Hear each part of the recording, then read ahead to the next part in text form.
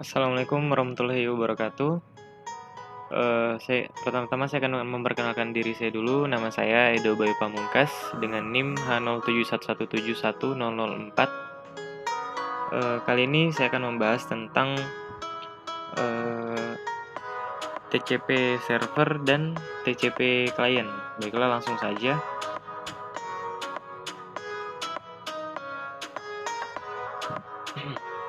Di sini saya sudah menyiapkan codingnya, dan di sini saya menggunakan Visual Studio Code. Baiklah, saya akan menjelaskan dulu apa itu TCP socket. TCP socket dia itu menggunakan konsep connection oriented dan reliable data transfer, sehingga aplikasi yang dibangun dengan TCP socket tidak mempedulikan lama waktu sebuah pengiriman data, akan tetapi sangat mementingkan ketepatan data. Nah, konsep connection oriented itu adalah suatu proses pengiriman data disertai dengan tanggung jawab, sehingga ketika data sampai pada tujuan akan ada pemberitahuan, atau jika terjadi kesalahan pada saat pengiriman data, maka data tersebut akan dikirim kembali ke tujuannya. Nah, konsep reliable data transfer adalah sebuah proses di mana pengiriman data dengan menggunakan nomor urut, sehingga pada data diterima, data akan tersusun berdasarkan nomor urut tersebut. Nah, di sini saya sudah menyiapkan TCP server dan TCP client. Nah, tujuannya di sini adalah saling mengirimkan pesan dari TCP server menuju ke kliennya. Jadi program ini merupakan sebuah program sebagai server untuk chatting, di mana program server ini merupakan server yang bertipe interaktif server, yang berarti hanya dapat menerima dari satu klien atau satu koneksi saja. Nah, saya akan menjelaskan dari awal. Pertama-tama yang dilakukan adalah mengimpor soket. Setelah kita mengimpor modul soket, lalu membuat soket stream TCP internet domain dengan statement socket.afinet socket.sockstream. Nah, setelah itu memanggil metode socket connect,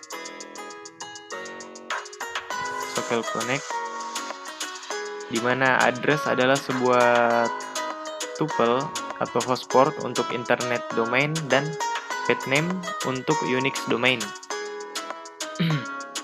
Nah, jadi di sini dia ini menggunakan AFINet menggunakan IP versi 4, kalau nggak salah. Nah, setelah itu di mana sebelumnya telah dijelaskan juga bahwa fungsi dari getHostName ini adalah fungsi. Fungsi dari ini berguna untuk mendapatkan informasi host terhadap nama host yang ada pada basis data host. Nah, setelah soket berhasil dibuat, maka Python akan mengembalikan sebuah soket deskriptor. Nah, sebelum digunakan, maka soket harus diikatkan atau dibinding terlebih dahulu ke alamat nomor port yang sesuai agar proses lain dapat ditujukan ke soket dengan fungsi seperti ini, sbin, hostport. Nah, setelah soket diikat atau dibind, langkah selanjutnya adalah memanggil metode listen dalam kurung QW-nya. Nah, perintah ini menginstruksikan soket untuk listen pada port-port yang telah diikatkan atau dibinding. Dan yang di dalam ini, yang 5 ini, QW, merupakan sebuah integer yang dimana fungsinya itu untuk mempresentasikan maksimum antrian koneksi. Nah, sebagai berikut, ini slisten5, yang dimana arti 5 ini mendengarkan koneksi maksimum antrian sebanyak 5. Nah, setelah itu kita menggunakan perulangan while. Untuk coding di atas kita memprint menunggu klien, kemudian menerima koneksi dari permintaan atau request klien pada koneksi yang menggunakan soket stream TCP. Nah, kemudian kita print koneksi, kemudian kita memprint koneksi dari address dengan pesan apa kabar. Nah, baiklah, sebelum itu kita masuk ke TCP client. TCP client ini tidak jauh beda dengan TCP server. codingnya. Yang membedakan hanya port dan smg s.recv, yang dimana fungsi program dari TCP client ini adalah digunakan untuk melakukan koneksi ke TCP server ini. Nah, klien ini tujuannya dia melakukan koneksi ke server, dan setelah terkoneksi ke klien dapat mengirimkan pesan kepada server, dan server akan memberikan respon kepada klien. Nah, pada TCP klien ini kita akan menerima dari koneksi untuk menerima data yang dikirim dari server yang menggunakan metode srec from. Terus dalam ini adalah buff size-nya. Nah, untuk penggunaan ini maka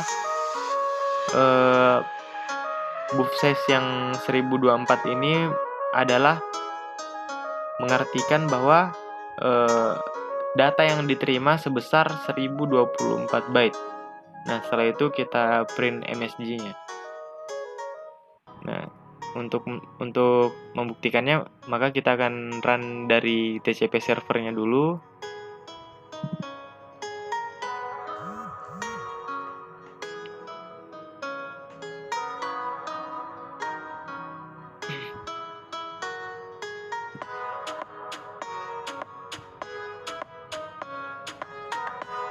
Coba kita run.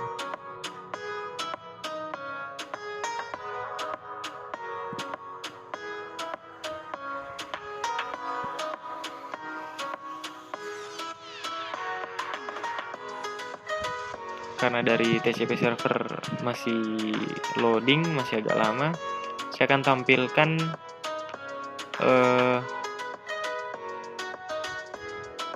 TCP server dan TCP client ini yang memang sudah pernah saling terhubung. Nah, ini untuk gambar dari TCP server. Itu saya akan masukkan juga dari gambar dari TCP client. Oke. Karena terlalu lama, maka saya akan tampilkan yang ininya saja. Nah, ini kurang lebih ini sama, tidak ada perbedaan dari codingnya TCP server. Codingnya sama, dan ini juga hasil dari TCP client, codingnya juga pun sama. Nah, hasilnya nanti akan mengeluarkan output sebagai berikut. Nah, menunggu klien koneksi dari nama IP, terus apa namanya tadi ini, dia akan menunggu klien akan mengeluarkan perulangan sebanyak tidak lebih dari 5 kali, yaitu 4 kali di sini kan. Menunggu klien dan direspon dari TCP kliennya, yaitu apa kabar. Apa kabar, apa kabar, apa kabar. Nah, ini IP yang sama 192.168.43.45. Nah, maka pesan sudah masuk dan artinya itu sudah berhasil. Terima kasih. Assalamualaikum warahmatullahi wabarakatuh. Nah, baiklah, masuk ke yang kedua adalah UDP. Setelah kita membahas yang pertama tadi TCP, maka yang kedua adalah kita akan menjelaskan apa itu UDP. Nah, jadi UDP socket ini dia menggunakan konsep connectionless oriented dan unreliable data transfer, sehingga aplikasi yang dibangun dengan UDP tidak mementingkan ketepatan data, tetapi lebih mementingkan akan delay waktu pada saat proses pengiriman data. Nah, langsung saja kita masuk ke codingannya. Kita masih tetap menggunakan aplikasi Visual Studio Code. Di sini saya telah menyiapkan codingan dari UDP server dan codingan dari UDP client.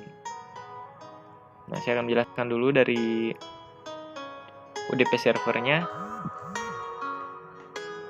Nah, sama halnya dengan TCP server.py yang tadi sudah kita jelaskan. hal yang pertama kita lakukan adalah mengimport modul soket. Setelah itu kita membuat datagram soket UDP sebagai berikut. Yang soket AF inet masih menggunakan IP versi keempat, soket, terus sock datagram. DGgram ini merupakan datagram.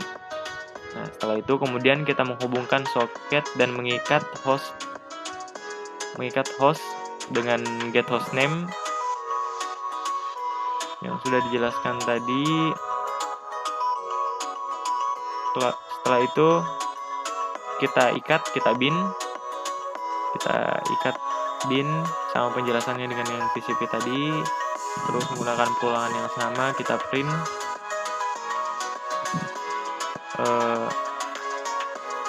Di sini host UDP port ini dalam bentuk tuple menunjukkan sebuah alamat. Nah, lalu yang akan terprint pada UDP server jika dijalankan adalah menunggu klien, kemudian membuat soket datagram sama tadi RSCV from dari 1024 dalam artian menerima data sebanyak 1024 byte, dan yang akan terprint adalah pesan yang dikirim dari UDP klien. Lalu kita juga menggunakan fungsi send-to yang berfungsi untuk mengirimkan pesan UDP. Jalankan terlebih dahulu sambil menunggu. Saya juga akan menjelaskan UDP klien, di mana UDP klien ini hampir sama penjelasannya dengan TCP klien, yang dimana hal yang pertama kita lakukan adalah mengimport soket, kemudian kita membuat datagram soket UDP. Datagramnya ini sama seperti yang tadi, socket.AF-inet masih menggunakan IP versi 4, socket.sock datagram. Nah, sebelum digunakan soket, terutama yang paling penting harus kita bin dulu. Kita ikatkan, kita binding ke alamat dan nomor port yang sesuai agar proses lain dapat ditunjukkan ke soket seperti pada UDP server.python. Lalu kita membuat sebuah fungsi raw, yang dimana fungsi raw ini berfungsi untuk dapat memasukkan pesan yang ingin kita kirim ke server. Nah, kemudian kita gunakan fungsi send-to sama dengan yang di UDP server. Send-to dan UDP server. Di situ kita print server, kita print data. Ternyata masih lama. Jadi yang paling pertama kita lakukan itu adalah menjalankan UDP server terlebih dahulu. Setelah di sini berhasil, nah kita langsung jalankan di UDP client yang kedua.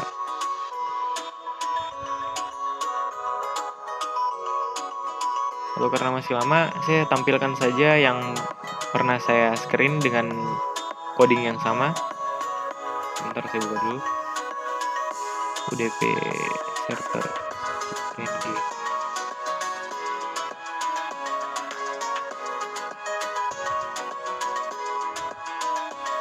UDP client.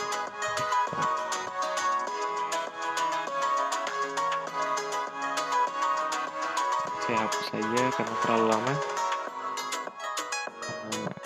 terlalu full RAM saya mungkin, jadi yang terjadi adalah lag